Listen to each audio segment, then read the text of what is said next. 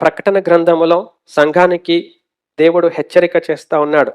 పెర్గములో ఉన్న సంఘానికి, అయినను నేను నీ మీద కొన్ని తప్పిదమ్ములు మోపవలసిన ఉన్నది.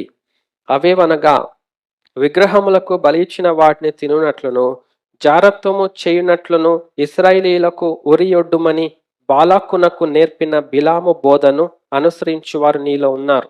పనికిమాలిన ఒక కుయుక్తి పరమైన ఆలోచన ఆ బాలాకు ఆ అన్యుల రాజులకు ఇచ్చాడు బిలాము. ఏమిటంటే, ఇశ్రాయేలీయులు ప్రజలు ఉన్నారు కదా, అయితే వారిలోనికి మీరు విగ్రహ ఆరాధన ఇంకా వ్యభిచారమును వారిలోనికి తీసుకుని వెళ్ళండి.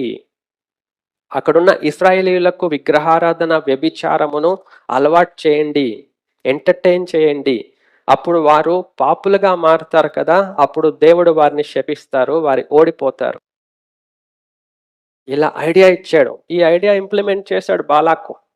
అప్పుడు అక్కడున్న వారందరూ కూడా స్త్రీలు వెళ్ళారు, వ్యభిచారంలో వారు ముంచేశారు, విగ్రహారాధనలో ముంచేశారు. ఇశ్రాయేలీయులకు శాపం వచ్చింది.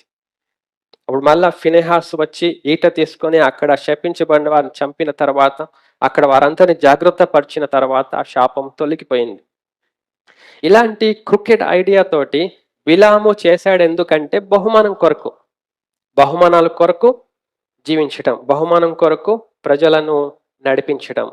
బిలాము చేసే బోధలు నేడు సంఘాల్లో చేస్తా ఉన్నారు. ఎందుకంటే బహుమానం కొరకు. ఏం బహుమానం అంటే, లోకంలో జీవించాలి, ఆస్తులు సంపాదించాలి, గుడ్ విల్ రావాలి, ప్రజలందరూ మెచ్చుకోవాలి, ఒక గొప్ప పేరు సంపాదించాలి, గొప్ప గొప్ప మ్యాన్షన్స్ కట్టుకోవాలి, గొప్ప గొప్ప రాజ్యాలు స్థాపించాలి, సామ్రాజ్యాలు స్థాపించాలి, ఒక లెగసీ మెయింటైన్ చేయాలి. ఇలాంటి రకరకాల కోరికలతోటి నేడు సంఘ కాపరులు ఉన్నారు. బిలాము వంటి ప్రవక్తలు, బిలాము వంటి అయ్యగారులు ఉన్నారు. నేడు విజృంభించిపోయినారు, పుష్కలంగా ఉన్నారు, ప్లెంటీ, సమృద్ధి, ఎక్కడ పడితే అక్కడ వాళ్ళే ఉంటారు.